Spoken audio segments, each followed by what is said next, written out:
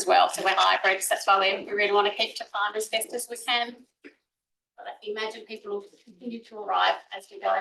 Yeah, awesome. Well, I just want to say thank you so much to everyone for joining us today, taking the time out of your really busy schedules. Really appreciate it. There's a clipboard going around that has a list of attendees. If you could just tick your name, and if your name isn't on there, just write down your name. That's great. Perfect. So my name is Evelyn. I'm the University of Tasmania placement student at Volunteering Tasmania. Before we get started on the presentation and panel and all the really exciting things today, I just wanted to do an acknowledgement of country. So we acknowledge the Palawa people of Witcherita, the traditional owners of the land upon which we live and work. We pay respect to elders, past and present, as the knowledge holders and sharers. We honour their strong culture and knowledge as vital to the self-determination, well-being and resilience of their communities. We stand for a future that profoundly respects and acknowledges Aboriginal perspectives, culture, language and history.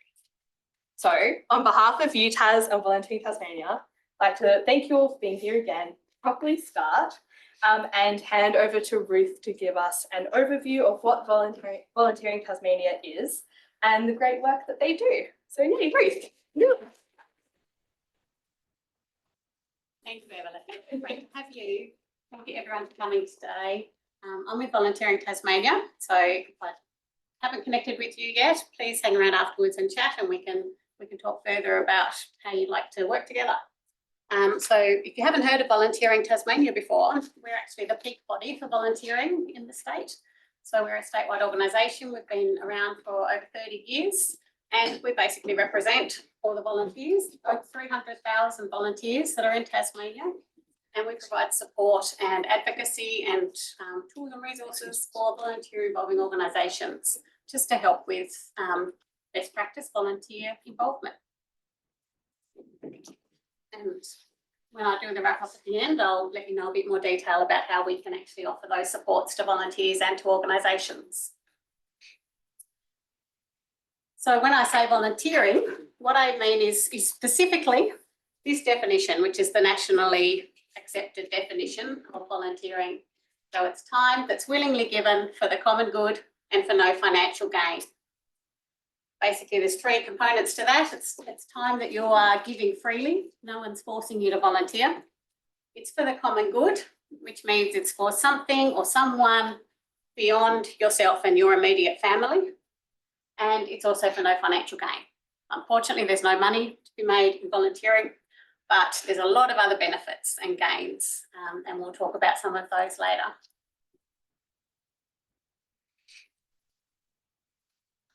So volunteering in Tasmania is actually a lot more common than you might realise. So nearly 70% of the population are volunteers.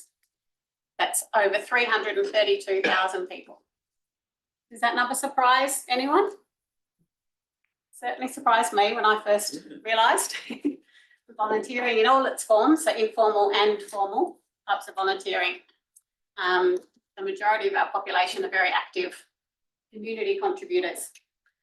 We have this really excellent picture of volunteering thanks to our data from the State of Volunteering report that we produced last year in 2023, and previous to that was done 4 years ago in 2019 and 4 years prior to that in 2015. So yeah, this gives us a really good picture of what volunteering looks like in Tasmania. It's actually the biggest sector. So there's more volunteers here than in the government sector or in any of the private sectors. And the total number of hours that volunteers contribute adds up to nearly 90 million hours per year, which is an astonishing number. And it's increased from just under 70 million in the last State of Volunteering report. So that's an impressive increase, given how time poor and increasingly busy everyone is these days. But on average, what that works out to is 22.4 hours per month. So it's about 5 hours a week on average that people are spending volunteering, which is a pretty phenomenal amount. The State of Volunteering report, if you're interested, is available on our website. Looks like this. This is a snapshot of it. So that's available, and after today's session, I'll be sending out some links the resources and things we talked through today as well. So don't worry about that.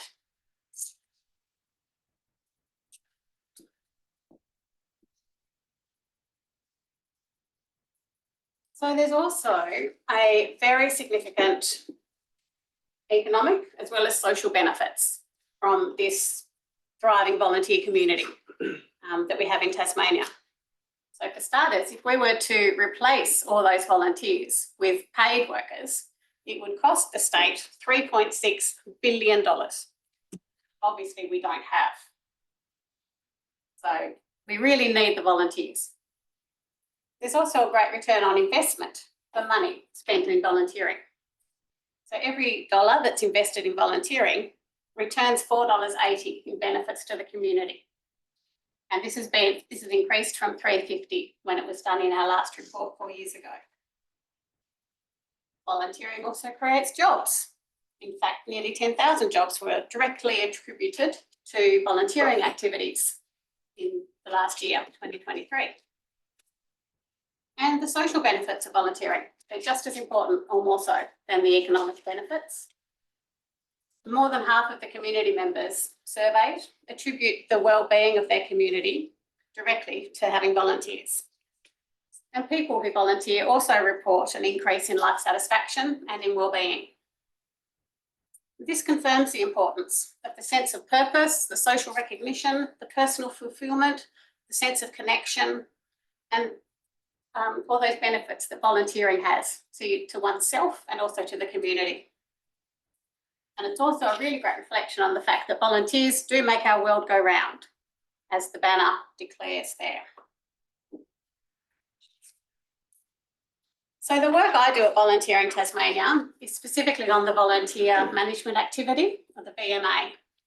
So that's a national program. It's 5-year funding from the Australian Government Department of Social Services in all states and territories. And the work I do is aimed to increase opportunities for people to participate in the economic and social life of their community through volunteering.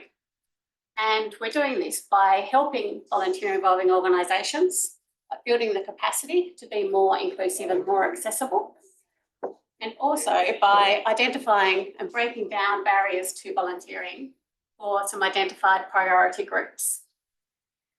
And those priority groups are newly arrived migrants, people with disability, First Nations people, vulnerable women, people who are unemployed, and young people, which is why we're here today. So just a little bit about youth volunteering. Obviously, having that VMA focus on youth volunteering is one of the reasons we've been involved in the Sustainability Placement Project Partnership. Before we hear more about that from Evelyn, I just want to first dispel a myth that young people don't volunteer anymore, because that's just not true. They really are. And we're going to hear some more first-hand experiences about that later from our amazing panellists. The Volunteering Australia recently produced a youth volunteering report. I've got one copy of that here as well, in July this year. And from that data, they found nationally that nearly 30% of young people aged 18 to 24 volunteered formally in 2023.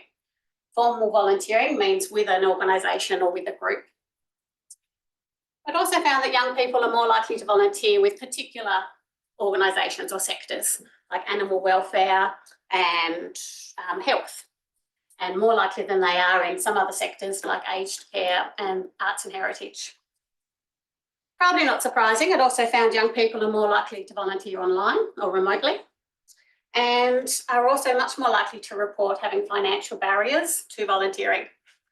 If you can read the data on the graph there, you see it's about a quarter of the young people have reported financial barriers as a reason why they don't volunteer, which drops to about 15% in the 35 to 54 age group and down to under 10% for 55 years and over.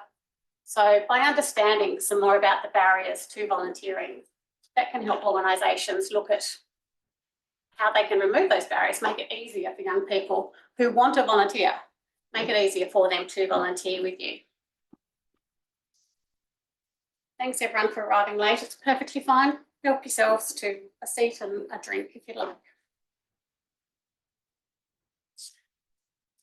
So yeah, as well as looking at those barriers to volunteering, we're also looking at some of the reasons why young people do want to volunteer, some of the motivations they have.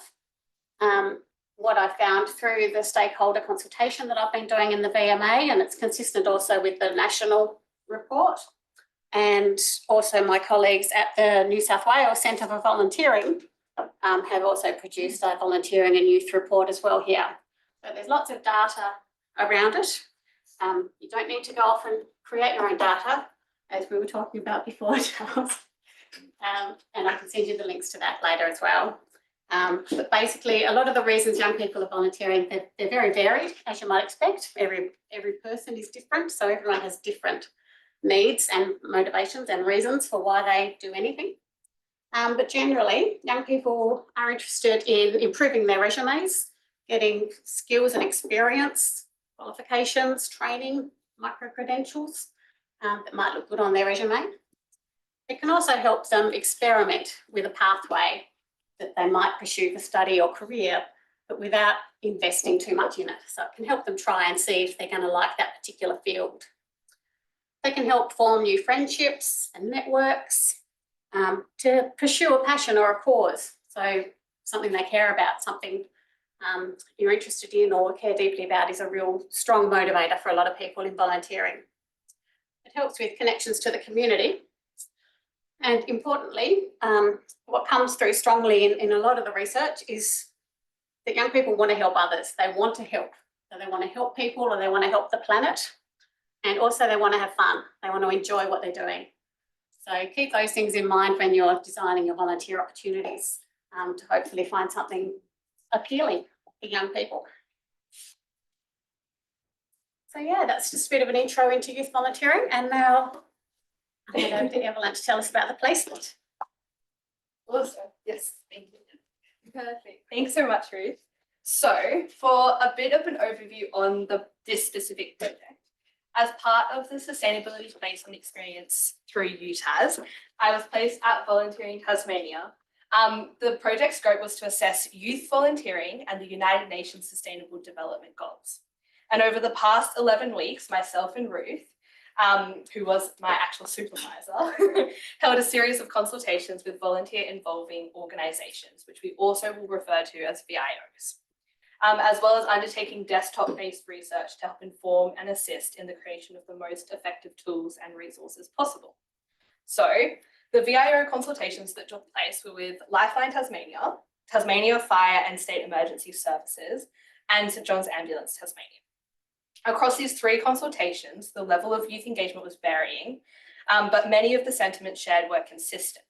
So that many struggled with getting young people to volunteer on a consistent rather than sporadic basis. Sorry. All wanted more youth engagement, and some were struggling with knowing of tangible ways of how to achieve this. We also know that increasing youth engagement within VIO operations will diversify and improve culture, traditions, and the sustainability of the organisation, both environmentally and generationally. Thank you, sorry. My hay fever's really bad at the moment, sorry. This can be from things like youth sparking new conversation topics around sustainability norms that we've grown up with, all the way to things like succession planning. It is known that young people care, as Ruth said, about the environment and sustainability, arguably more so than other generations of the past, and that this is an issue that permeates into much of our decision-making processes. More frequently, young people are making decisions and altering their habits with the consideration of environmental implications. So how can you use these values and issues to link your organisation with the young people of today? So, United Nations Sustainable Development Goals. Globally, there's varying knowledge of the sustainability practices and the tools and resources that relate to this. So can I get a quick show of hands around the room if you've heard of the SDGs before? Great. Now, keep your hand up if you feel like you would be able to explain what they are. Cool. And if you would be able to provide an example of an activity that would align with the SDGs or one of them. Great. So fairly varying knowledge, which is actually really good because it helps open up the conversation for us so much more. Great. So, cool. So to get us started, I have a little bit of background info. The UN SDGs were created as part of the 2030 Agenda of Sustainable Development. They're intended to be able to provide a shared and cross-disciplinary scale within which to ensure and measure sustainable development progress. There are 17 SDGs all up, and all 17 have specific targets aligned with them as well. So, for example, here we'll see SDG Sustainable Development Goal 1, which is no poverty. This goal can understandably be quite overwhelming, and the large scope encapsulated by this goal could also subsequently deter progress itself. Therefore, the SDG specific targets are intended to be able to assist in breaking down each large goal into more manageable and attainable targets. Each SDG has these targets, and they're explained with examples provided in the SDG tool I will present momentarily. Great.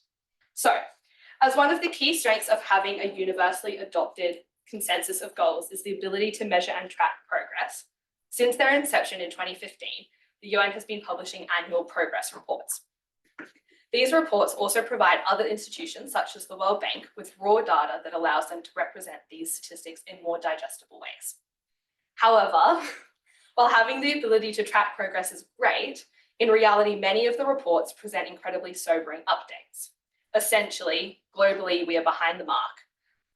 The 2024 report found that only a small amount of the SDGs are on track to be achieved by 2030, with the remainder either making unsubstantial progress or, even worse, regressing or stalling. So the UN has identified the COVID-19 pandemic as having a major impact on the SDGs progress, but also identified other factors such as the growing number of international conflicts and the worsening effects of climate change as equally impactful.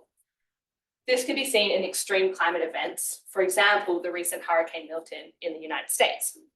As a result of the extreme damage caused, aid and relief workers and resources will be redirected to respond to this event. Social and government progress on sustainability will be put on hold within that region, as they have, understandably, other priorities of rebuilding. However, this pause in action will likely last maybe 12 to 18 months and will stall sustainability progress severely. So then this horrible catch-22 system is established, basically. So as a result of these events, the UN has identified the socioeconomic global divides that are targeted by the SDGs are worsening and widening. But obviously that is quite sobering and disheartening news, but there is still a lot of really meaningful change and action being achieved through the utilization of the SDGs. So an example of this are the two groups, Adolescent Girls Investment Plan and GAGE.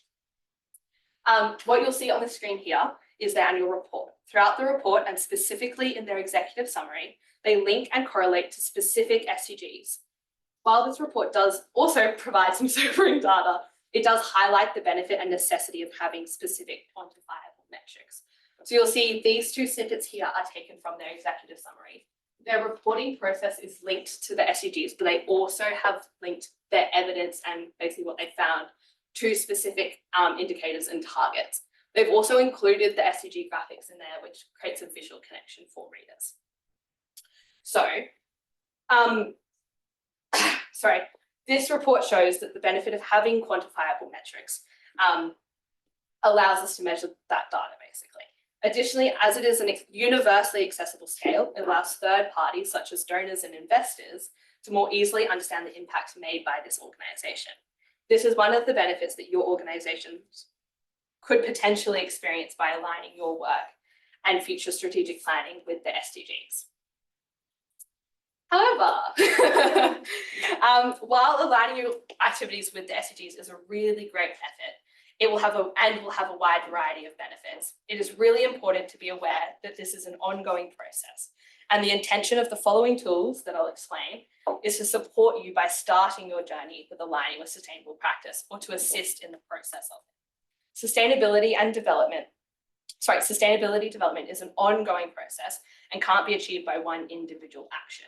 There isn't really any one-stop shop for sustainable development, and consistent and continued consultation and reflection is really important.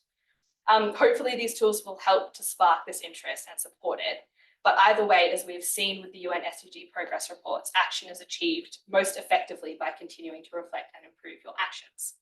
In 2023, we'll see on the screen, the ACCC published a report called Greenwashing by Businesses in Australia. It found that 57% of the companies that were involved in their analysis made incredibly concerning claims regarding their sustainability. Essentially, what it's saying is that it's really important for you to remember, if you're claiming that you're aligning with tools such as the SDGs, that you have evidence of these actions to back up your claims. So, that being said, across the VIO consultation and research that we undertook over the past 11 weeks, we identified 4 key gaps that we wish to target with the tools and resources that we created. They were knowledge of what the SDGs are, how they can relate to volunteering, why sustainable development actually matters, and how these actions will likely potentially increase youth engagement. So, from there, 2 tools were created, an SDG alignment tool and an involving young people tip sheet. The SDG alignment tool, which is the first one I'll go through, is structured in a way to provide education and context as to what the SDGs are, how they might be represented with common volunteering roles, and how to work towards that specific SDG target to support progress.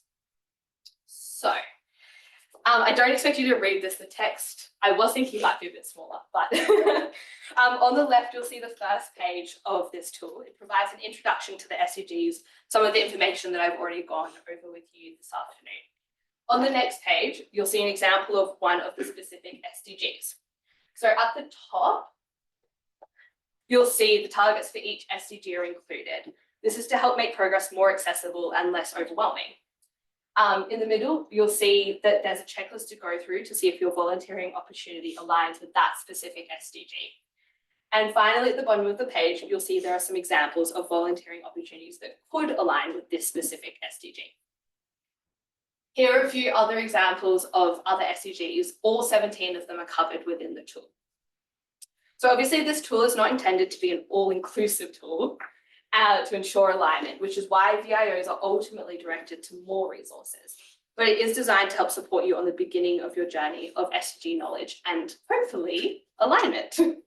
The second tool is the tip sheet for involving young people. You'll see that some of them are scattered around. Feel free to hand them to others on your row. This resource covers some of the incentives that young people have to volunteer, some of the common barriers faced and how to reduce them, and some brief information about the SDGs, as we were mindful that not everyone would be looking at both of the resources at the same time. The tip sheet is a more accessible and shortened version of many of the points that I expect and hope will be covered in the panel that's coming in the second half of this event. This style of resources is consistent across volunteering Tasmania, with tip sheets also available for newly arrived migrants and people with disability, and are available on the Volunteering Tasmania website. Ruth will tell us more about this later. Great, so next we have our panel. Basically, if the panelists would like to come and join me on the chairs, any of them except the black one. That's my big crown chair, my throne. Great, amazing. So the way this panel will work, there is some prepared questions that I'll ask the panelists first, and then we'll open the panel up later on for questions from the floor. If you're attending online, Tim is very kindly sitting there with the computer. You can write your questions in the chat or read them out when Tim prompts you, basically. It's up to you, whatever you would prefer. So I will introduce our really lovely panelists. Great. There's some photos and headshots. I don't know about you guys, but I always get a bit confused when there's a panel. I forget who's who and where I'm directing my questions. So I put photos in as well. Great. So first up, we'll have Chloe McCann. Chloe is the founder of the Hobart Run Club, a social club promoting community, connection, and movement. Chloe has also had extensive connection with Rotary International. After being a youth exchange student to Switzerland in 2018, Chloe has continued to be involved with Rotex, Rotaract, and is currently the co-secretary of the Battery Point Satellite Club. Chloe has also been heavily involved with School Strike for Climate, Fridays for Future, and the Australian Youth Climate Coalition. She was also a member of the official Australian DFAT party to the UNFCCC COP25 in Madrid in 2019. Chloe is a student at UTAS and is in her final years of a Bachelor of Laws and Bachelor of Business, majoring in accounting. And maybe if we just hold applause till the end once I've introduced No one was going to clap. I wanted to clap. Worthy of a clap. Next, we have Dr. Catherine Elliott joining us. Catherine is part of the sustainability team at the University of Tasmania. She has a background in geography and environmental management and completed her thesis on how people experience and respond to housing built by international aid agencies following a disaster situation. Catherine is the Sustainability Manager for Experience and Engagement, while she also coordinates the Sustainability Integration Program for students, also known as SIPS. Catherine is also the coordinator for this subject, the Sustainability Placement Experience. Next, I'd like to welcome back Ruth. As you know, Ruth works at Volunteering Tasmania. She is the Tasmanian Projects Coordinator and works in leading the volunteer management activity. But Ruth also has a Bachelor's of Agricultural Science with honours and has a strong interest in sustainability through her previous roles, as well as many of the volunteer organisations she is involved in, particularly concerning climate action. Lastly, I'd like to introduce Liam McLaren. Liam also completed a Bachelor of Environmental Science at UTAS and is currently completing his honours year. In 2023 and 2024, Liam was the president of the Tasmanian University Student Association. Through his role as president, Liam has been involved with and supported a large array of clubs and societies at the university, with he himself also being the president of the Environment Society in 2022. While I know you have all heard from me a lot already, I thought I would provide a bit of context into my personal experience with volunteering. Like Chloe, I was also a Rotary Exchange student. I went to Germany in 2020, and I've kept my connection with Rotary since. I feel very lucky to be co-secretary with Chloe of the Battery Point Satellite Club. I've also been quite involved with university residential colleges. So I went to Christ College, which is just up the hill here. In 2021, I was the secretary and vice president of the student club there. Since then, I've also been involved with the National Association of Australian University Colleges, which is also known as NORC, which is a great acronym. And I was secretary in 2022 and national president in 2023. And all these roles are volunteer roles. They're incredibly rewarding and I really enjoy them. But that being said, if you'd like to join me welcoming our panel.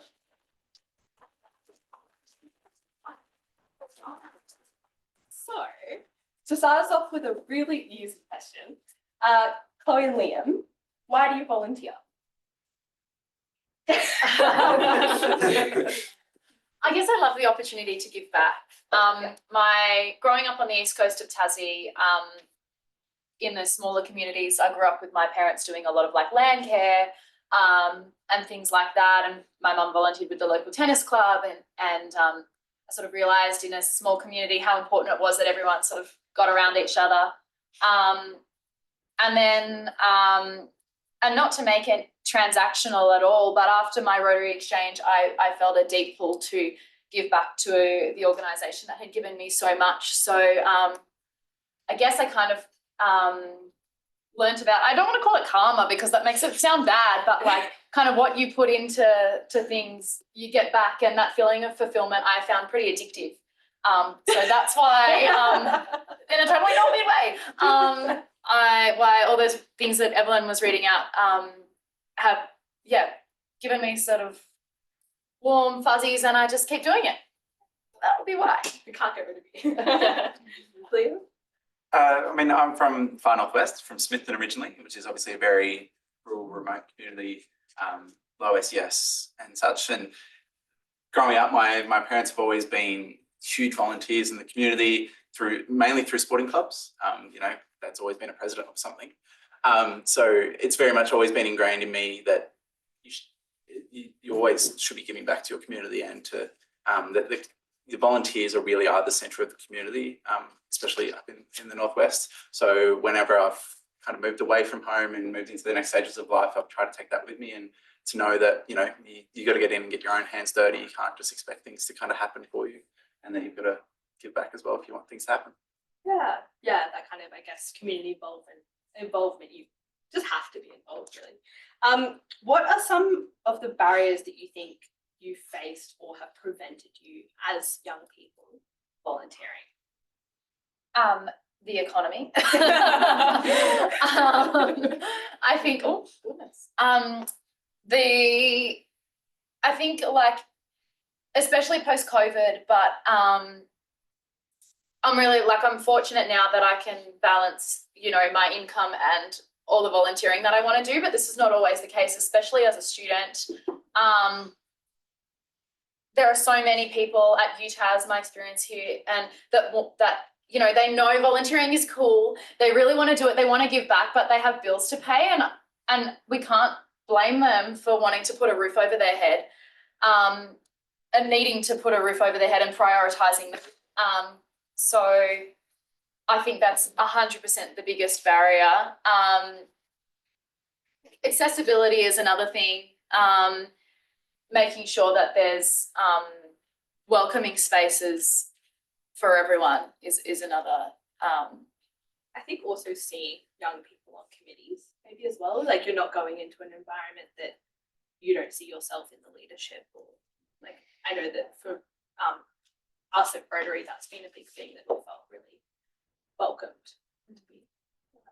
And I think, like, ways around that, like, I look at the Rotary Club that Evelyn and I are both a part of, and you, like, normally you pay like a regio fee, and our prayers and treasurer have been wonderful in the way they have halved it from the normal Rotary clubs. And then we also paid in installments. So little things, like, they're still getting the money at the end of the day.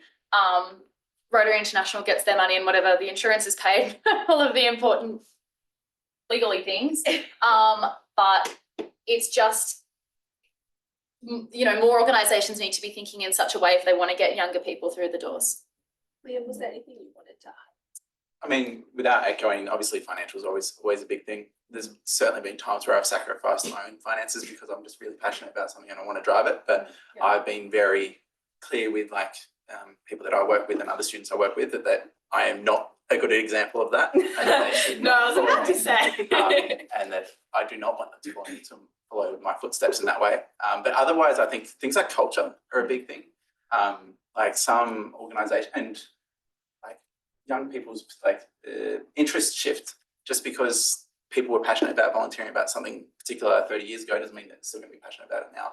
Yeah. Like, obviously climate and environmental issues are a huge driver of volunteering. Social progress issues are a huge driver of volunteering in young people today. But sometimes you go into different organisations and different groups, and I even found that coming from the Northwest to Hobart, the different cultures around even sporting clubs and such, where all of a sudden I went from feeling really at home to like, this isn't quite for me, and that's where I kind of step away and move to somewhere else, to where I do feel like invited and something that I'm passionate about and that I care about. Yeah. I feel like it's those kind of sometimes it's hard to pin down the reason why people don't want to volunteer or they don't feel welcomed in the community, but it's kind of like that, if that initial interaction isn't positive, you lose young people so quickly. To kind of go over to Ruth and Catherine, good segue, you mentioning environmental elements. Why do you think it matters for VIOs to align their work with the SDGs? Do you want to go first? Yeah, I think it's one of the ways that volunteer involving organisations can present more attractively and more accessibly to a younger audience. As you mentioned in your intro notes, it is front of mind a lot more in this generation. Anything to do with the longevity of the planet that we're on, and the tenuous nature of that at the moment. So anything that demonstrates you as an organisation having similar values to what the young person as a potential volunteer has is going to be a good thing to help them see themselves supporting your organisation. Because of that value alignment, I think is really important. Yeah. So the SDGs is one tool. It's a framework that can be used that has got a bit more affinity with the younger people. Catherine, did you have anything you Yeah. wanted to add? I agree with Ruth. I think it can sometimes help you to get people over the line to come to your first event. So a couple of weeks ago, Lars is our colleague, he's in Launceston, and he had a rehabilitation weekend at Newnham Creek. If you explain, this particular project will help us in this way, it has environmental consequences, that might be one of the reasons that gets people over the line to come along. And then if they have a good time and they feel like they're really enjoying it, you've got good food, it's a really welcoming environment, they're more likely to come the next time. So they might not come every time because of that larger significance of the event, but it might be something that helps them come that first time, and then they realise they enjoy it and they want to come. Also, I did want to say, obviously, I'm directing specific questions to individual people, but if anyone else had anything they wanted to jump in and add, you're welcome to. It's not a, I mean, I think around the environmental issue, Gen Z and Gen A, we're kind of the first generations that are kind of being born into this existential crisis. So, I mean, we talk about things like the mental health crisis and things like that, and a lot of that has to do with climate change and our generation. There's a lot of resentment that we have because, you know, you're born and then all of a sudden you already have an existential crisis placed on your shoulders and you're told, oh, you're the generation that's going to fix this. yeah. And you're like, what?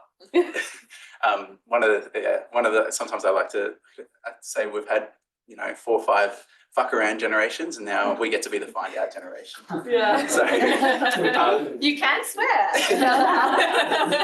sorry. But that's why I think the volunteering opportunities environment helps young people also ease some of the stress that we have. Climate anxiety. Climate anxiety is so real. Yeah. Like for our generation, I mean, especially at university, obviously it's based in everything that we do and we're very realistic about where we are in the world.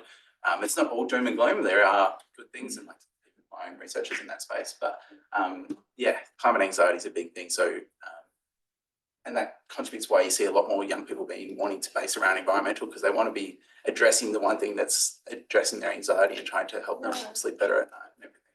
Yeah. That's a form of active hope.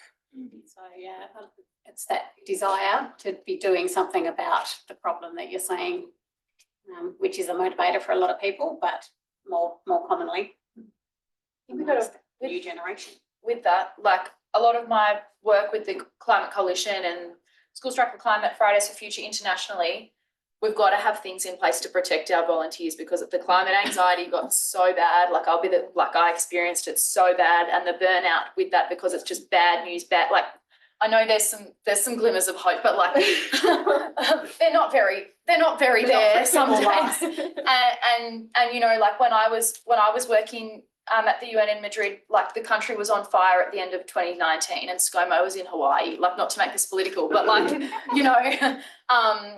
that's another thing that we can be doing in our volunteer organisations is having support procedures and networks, especially things that are targeting like issues, big ones like climate change or health related. I think that's a big gap in a lot of our volunteering organisations. That's actually a really great transition into my next question. You're welcome. Thanks, colleague. Can anyone, I mean, this was originally for Ruth and Catherine, but I think anyone answering would be beneficial. Can you think of some examples that you either have experienced or witnessed of organisations aligning their practices with the SDGs or with sustainability, sustainable development that you've gone, yes, that really works. That's really good. Can I answer it? Yes. Sorry, just because of what Chloe and Liam just said. I think one of the things that we sometimes miss in volunteering is that it allows us to have different conversations. So in the university environment, we're often teaching, But when we're volunteering, we're sitting alongside someone else and we're spending time with them, and we have different conversations to the conversations we have in the classroom. And sometimes things like planting or volunteering in the garden or cooking allows us to have that conversation about how we feel, and that's really important.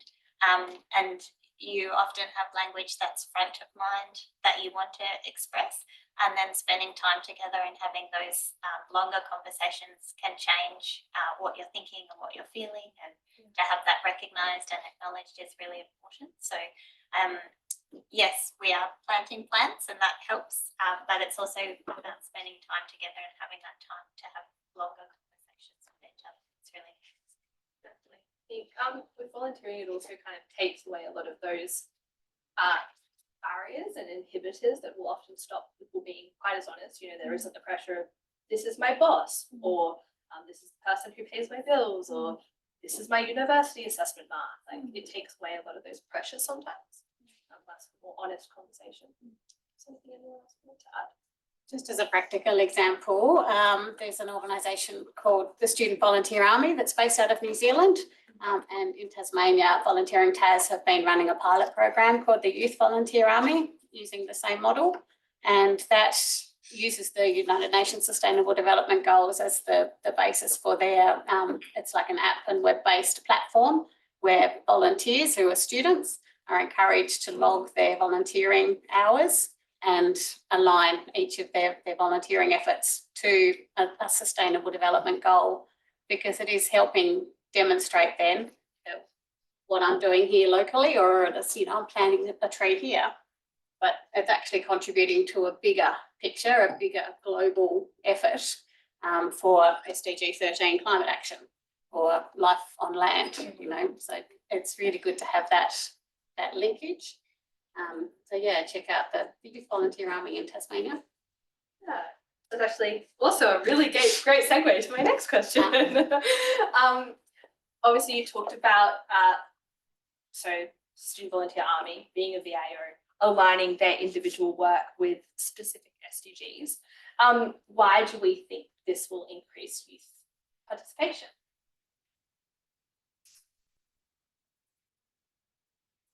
Look, I think it's one of those things when we start to use the language and people align with it more, using this align term a lot. I think it's one of those things that will take a little hump to get over, but once we use it more, it's like referring to the mountainous Kanani. It's like at the start, it was really, it was kind of like everyone was just getting used to it when we were, you know, changing the signage over and things like that. And of course, there was the naysayers and whatever that was about. But now when I hear the word Mount Wellington, I'm like, oh, what's that again? Do you know, because I'm so used to this new terminology. So I think integrating SDGs with our volunteering thing will be the same, in that it'll be clunky at the start when we're getting what is number 2 again and what's number 6, and you know, and maybe we don't have to make it so Prescribed. Yeah, like name up what we're talking about. But I think in order to see that change, we need to normalize it by putting it front and center. In the same breath, we run the risk of it becoming tokenistic, which I think, as you said, like with the greenwashing thing, I don't think it will happen as long as we don't try and do that thing where, say we do a Rotary project and we put all 17 of them and try and draw like crazy links to everything, because I have seen that happen, like in school and don't look up what school I went to. I'm not throwing them under the bus. But you know, where it's like link it to as many as you can, and all of a sudden it becomes this tokenistic thing. No one understands the true meaning of it, and completely loses its power. So I think that's just the thing to be mindful of, and like not to throw you Taz under the bus either. But like I know, sorry. I don't know what you're about. Well, like I know, as everyone said, I'm studying half my degree is a Bachelor of Business, and I know when they're designing some of the assessments, they say, okay, link the assessment in with an SDG or SDGs. And it's like, I study accounting. Like, do you know what I mean? How you know, depending on the nature of the Excel spreadsheet, how are you going to link that in with climate action? And so I've had conversations with lecturers where they've been like, I'm just linking it to anything. And they shouldn't be saying that to a student. And I'm also now repeating it. But that's where it gets to the issue of just whacking a lovely, colourful tile, but on anything. So that's just my concern. I think the element of education is really important as well. Like, obviously to use this subject as a specific example, I think it didn't feel tokenistic or like, what are we doing? Because Catherine and Tim have kind of consistently gone through what they are and provided new resources each session. But there have been other subjects that I've done or other situations I've been in where you're kind of like, I really don't know if this is applicable right now. But I think that's the distinguishing feature, that knowledge and education and having people who are involved who actually have that educational background as well. Yeah. And I think like we've got to use the terminology to then, like the Kanani thing that I spoke about before, we've got to use the terminology to understand it and for it to become second nature, because I think that needs to happen. I think that's an important part of the piece of fixing all of these opportunities. Yeah, definitely. Issues. Yeah. Opportunities. But it's just got to be done in a way that isn't, it's like really meaningful. Yeah, definitely. And I think as we spoke about earlier, it's about highlighting the values of a potential volunteer, and the UN Sustainable Development Goals are a tool, a framework that can be useful in demonstrating your organisation might have those same values as your potential volunteer. So it's about looking at why someone wants to volunteer and what's in it for them as well. Yeah. Yes, Liam. Coming back to like kind of what I was talking about before around generational trends, demographers seem to be suggesting that the younger generation is more and more asking why. A lot more they're challenging perceptions, they're challenging why things are the way they are. I partly think that the young generation does that every time. But in terms of coming through, and I think that's what the SDGs is about, is helping tell them why. So like sometimes we may be giving our volunteers, which I don't necessarily recommend, really boring, mundane tasks. Yeah. And they see no value in that because the task itself is mundane and boring and continuous and there's no value. But if it's a part of a larger project that is achieving something really good in the SDGs, the big picture, if you can help them see the big picture and how they're a part of a bigger piece, I think that's where those sorts of tasks become a lot more appealing to young people. Yeah, that's great. I think that's also, I'm very conscious of time, sorry. So I did want to open up to the floor for questions. The way this process will work is I'll alternate between asking Tim to basically advocate for the people attending online and then also then alternate with a question in person. So we might start with Tim. We've got one from Jethro, which is super relevant to the topic mentioned. Jethro, would you like to read out your own question, or are you happy for me to do so? You can see the mute sign's gone off, but can't hear anything. So Maybe I might if do you read the it out, courtesy, Tim, yeah. for sure. So Jethro mentioned, to me, SDGs are not something most groups will be built from. However, they provide a framework for a shared understanding of purpose between different organisations, volunteers and government. As a connective thread to SDGs can be powerful. So that framework component is guiding. Okay, great. Were there did anyone want to respond to that, or? I think it was I think it's a good statement. great statement. It's a very good Any questions from the floor? I've got one. Yes, I've got Charles. quite a few actually. Do you want to say who you are, Charles? Part of the process when you try to get volunteers to come, it's the objections that you get, and we know about finance.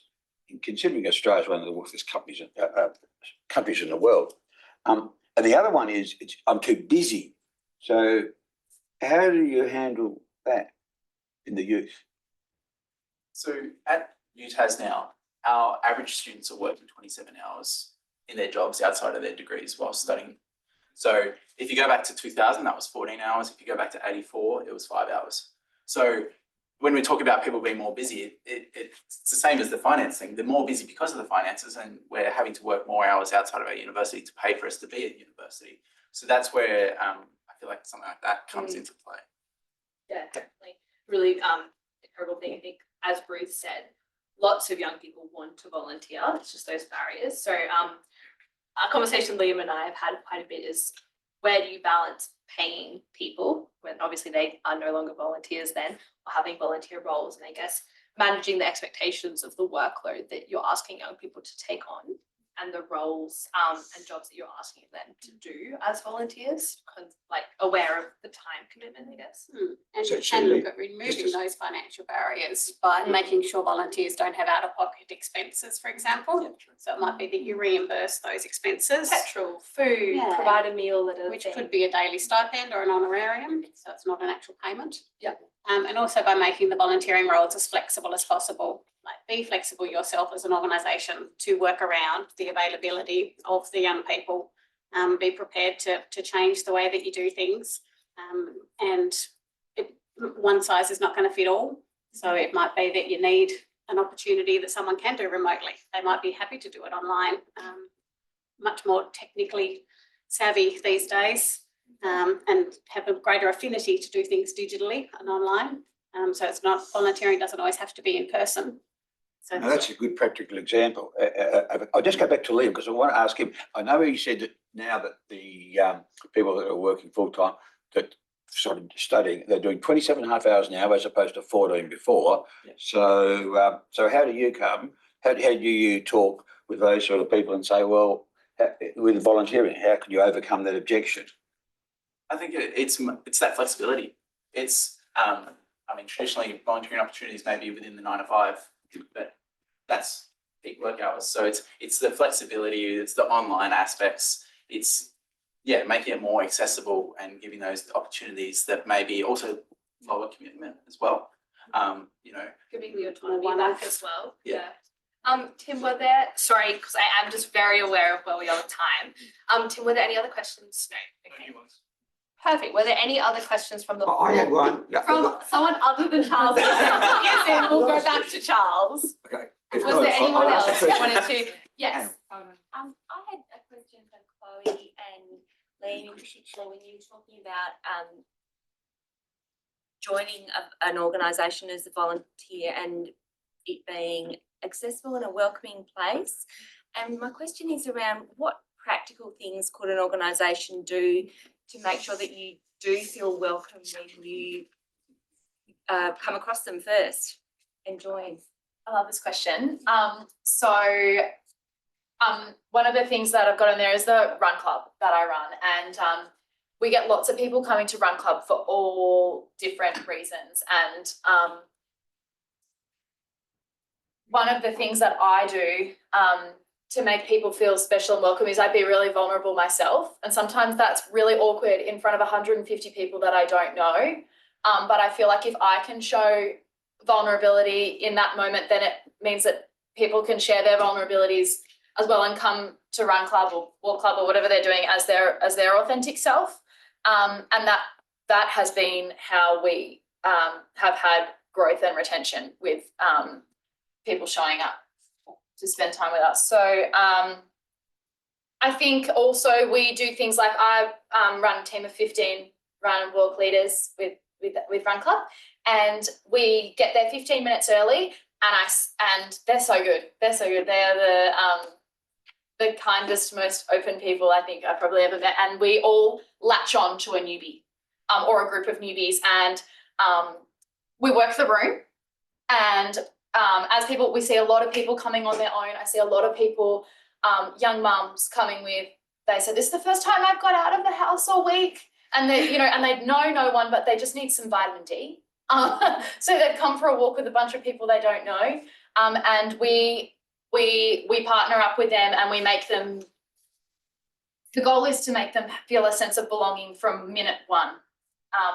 And so being vulnerable ourselves and giving them a friend from the first minute.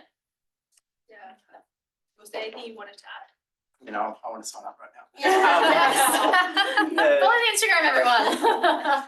I think it's a really good point though around that humanizing element. Oftentimes when I'm speaking to new groups of young students and everything, I'll have the university staff to go before me and try to give a fully professional presentation. And the first thing I would go up and do is swear or say something stupid or just try to humanize myself, because I mean, you can be professional whilst also still being human and like having that human element it's the human element of people that we connect with, that's how we form those connections. If someone's, you know, polished and perfect, there's nothing to bond over, there's nothing to connect with. So yeah, there's nothing wrong with saying something wrong sometimes, I think. Yeah.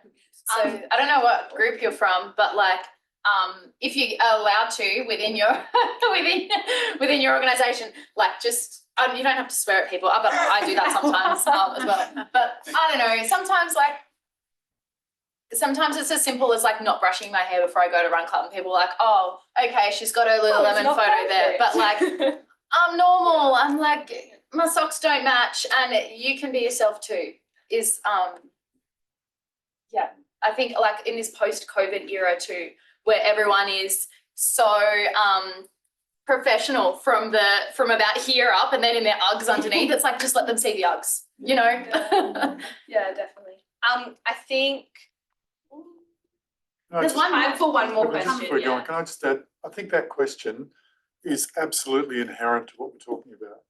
And the basics of welcoming are simple, really. When you go to a group, what you want to see is people look you in the eye as you walk in and say, hi, how you going? When you leave, you want people to say, see you next time. It is really simple, but it's unbelievably difficult to get people to do.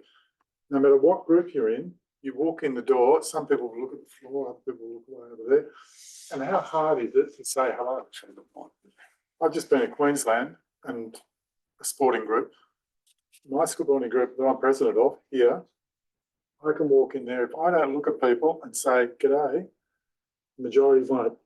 The one in Queensland, and there would have been 60 or 80 people there, without any, this is not a lie, every person I walked past said hello. They didn't know me, but they said, haven't seen you, what's your name? Oh, it's great to see you here. That welcoming attitude. Now that is a basic component of welcoming, and we don't do it.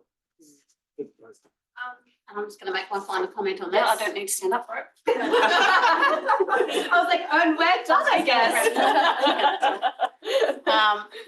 To say representation. So it is really important that people see themselves in the groups as well. You've got to see it to be it. So I do encourage that diversity amongst your volunteering organisations, because people are going to feel much more welcomed and much more likely to want to join your group if they see other people like themselves as part of that group. Yeah, I'm definitely. just grabbing that. That's why I was getting up. Oh, perfect. As much as I think we would love to talk all afternoon, we are on a bit of a time crunch, especially with people online. So I think Ruth will do a bit of a wrap up, but there is a 30-minute kind of mingling structured in at the end from 1 to 1:30. So if you have any questions that you didn't get a chance to ask, feel free to come grab any of the panelists and have a great conversation. So before Ruth wraps up, I might just say thank you so much for everyone that was on our panel.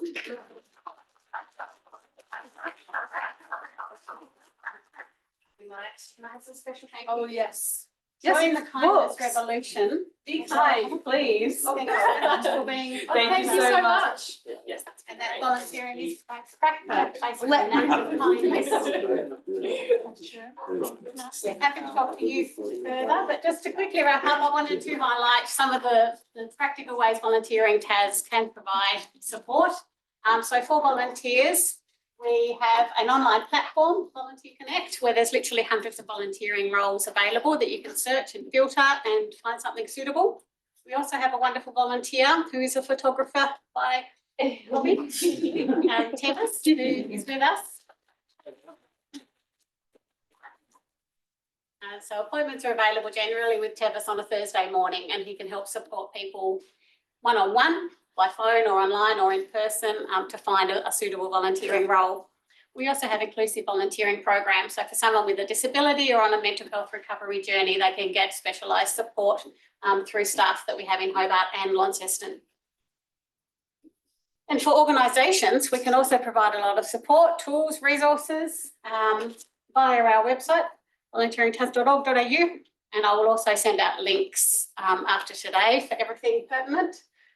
The Knowledge Base and Volunteering Gateway are two platforms, national websites, which have a wealth of information and e-learning modules and training and resources designed to support volunteer managers throughout the country.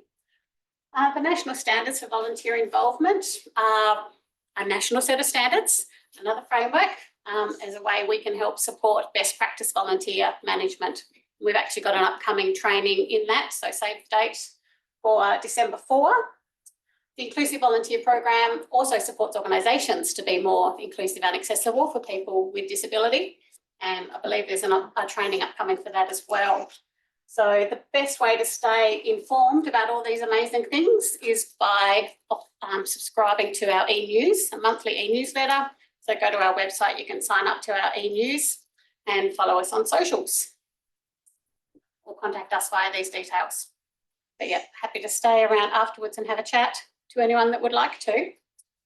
And I would also encourage you to go to this event survey. Someone might drop it in the chat there. Mel's got it. Thank you, Mel. So if you can take a QR code, so lift your little QR code. Young people like QR codes, apparently. That was mine. But yes, we'd really encourage your feedback via this link. We need to provide feedback for our funders and to continue our services. So we'll leave that up while we mingle. Yes. I would also like to thank Evelyn very much for her involvement. Thank yourself. Yeah. Thank you.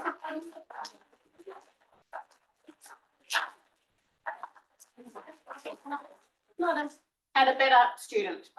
Bring a wealth of enthusiasm and insight and experience in the volunteering sector and your wonderful connections here that you've roped My in. friends that I forced to come on a panel. I did, before you step away, wanted to say thank you to Ruth. She has been amazing. I obviously couldn't do my places without her, but she has made it a really enjoyable experience and provided a lot of support. I did also just want to thank Tevis, who has helped so much. He's a Canva whiz. So all the graphics are from Tevis. And then also Catherine and Tim, who've done so much support on the uni end. So I really appreciate that. And Mel, who is online. So feel free to mingle, chat, please do the survey. Really appreciate it. Yeah, I feel like that was kind of it. Amazing. Thank you so much for coming.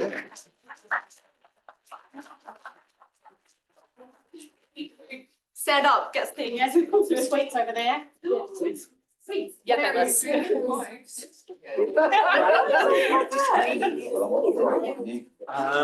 to